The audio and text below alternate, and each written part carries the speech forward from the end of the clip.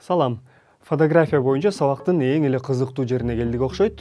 Бул ирет фотографиядагы элементтерге токтолуп, туура композиция түзгөндү үйрөнөбүз. Эми фотографиядагы композиция деген эмне? Бул сүрөттөгү элементтердин эри шаркак жайгашуусу.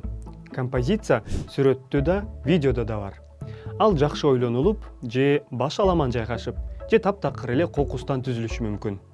Эми туура композицияны кантип түзсө болот? Ушуга токтололу. Композиция түзүүдөгү эрежелердин бири сүрөттө негизги каарман болушу керек. Балким ал басып бараткан, сүйлөшүп же кайгырып жаткан болушу мүмкүн. Кээде окуянын негизи жансыз нерсе да боло алат.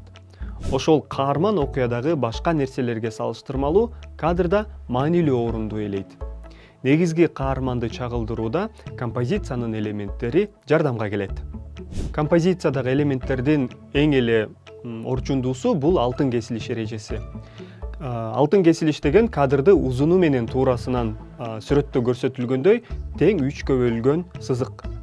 Сызыктардын кесилишинде 4 чекит пайда болгонун көрдүк.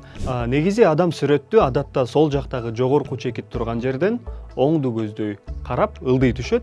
Ошол себептен окуянын борбору болгон маанилүү деталдарды ушул алтын кесилиш деп аталган чекиттерге жайгаштыруу зарыл.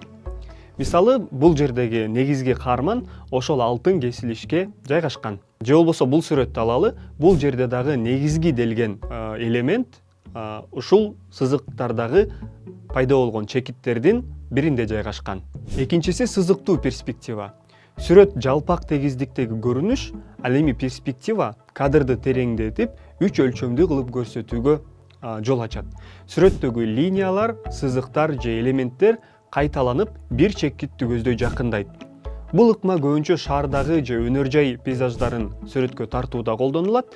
Мисалы, бул сүрөттү карасак, линия менен сызыктар бир чекитти көздөй жакындап, кадрды тереңдетип жатканын көрө алабыз. Кадрды түзүү жана композиция боюнча бардыгы түшүнүктүү деген ниеттемин.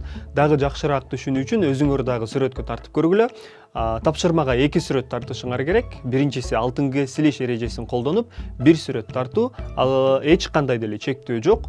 Белгилүү бир каармандан тартып, жансыз нерсеге чейин тарта берсеңер болот. Башкысы ошол алтын кесилиштеги эреже колдонулушу керек. Ал эми экинчиси перспективаны колдонуп, бир сүрөт тартып жүктөшүңөр керек. Балким өзүңөр жашаган аймактагы имараттар болобу, же болбосо көчө болобу, же кызыктуу нерселер болсо тарта берсеңер болот. Бүгүнкү сабак ушун менен аяктады. Кийинки сабакта жолукканча.